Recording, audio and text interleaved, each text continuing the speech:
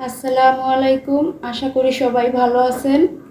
আজকে আমি আপনাদের সামনে নিয়ে আসলাম একদমই তিতা ছাড়া করলা আর চিংড়ি মাছের ঝোল। এইভাবে করলা রান্না করলে খুবই মজা হয় আর একটুও তিতা লাগে না। তো না টেনে পুরো ভিডিওটা দেখতে থাকুন কিভাবে আমি করলা রেসিপিটা তৈরি করি।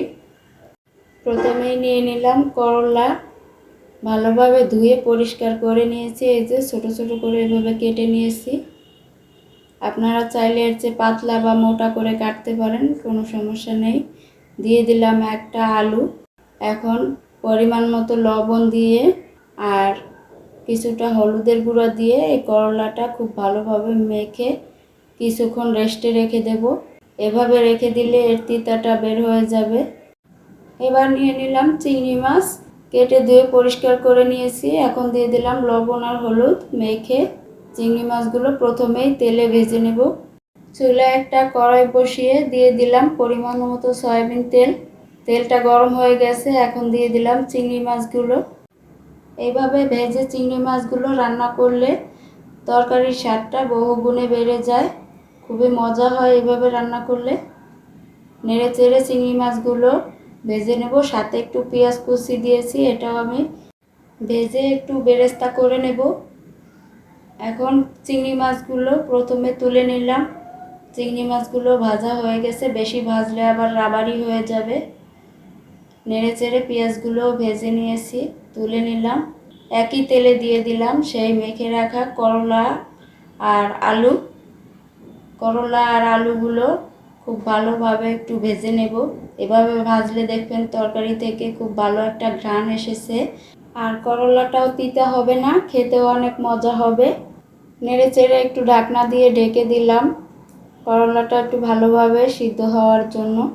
এই যে করলা আর আলুগুলো খুব ভালোভাবে ভেজে নিয়েছি, এখন তুলে নিচ্ছি।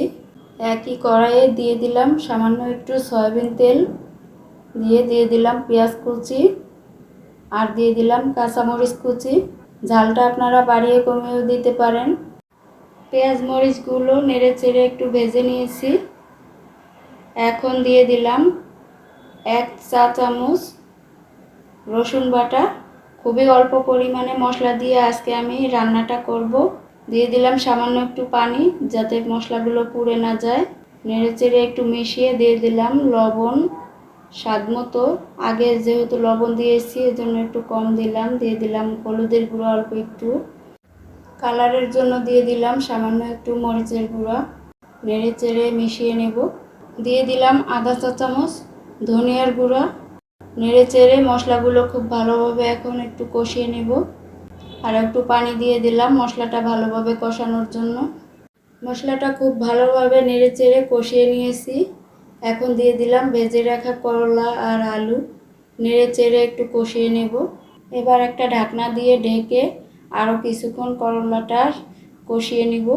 ঢাকনা তুলে নেড়ে চেড়ে এখন দিয়ে দিলাম ঝোলের পানি। নেড়ে চেড়ে একটু মিশিয়ে কিছুক্ষণ রান্না করব। এই যে আলুটাও সিদ্ধ হয়ে গেছে আর করলাটাও পুরোপুরি সিদ্ধ হয়ে গেছে। এখন দিয়ে দিলাম ভেজে রাখা পেঁয়াজ আর চিংড়ি মাছগুলো। আলতো হাতে একটু নেড়ে চেড়ে দিয়ে দিলাম ভাজা জিরার গুঁড়া। এবার একটু নেড়ে চেড়ে ঢাকনা দিয়ে ঢেকে কিছুক্ষণ রান্না করব। এই তো হয়ে গেল খুবই মজার চিংড়ি মাছ আর করলার পাতলা ঝোল।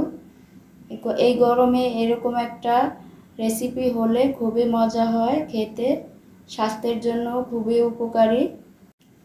রেসিপিটা ভালো লেগে থাকলে বাসায় ট্রাই করে দেখবেন। আরও মজার মজার রেসিপি পেতে আমার চ্যানেলটি সাবস্ক্রাইব করে আমার পাশে থাকবেন। একটা লাইক দিতে ভুলবেন না। সবাই ভালো থাকবেন, সুস্থ থাকবেন। আল্লাহ হাফেজ।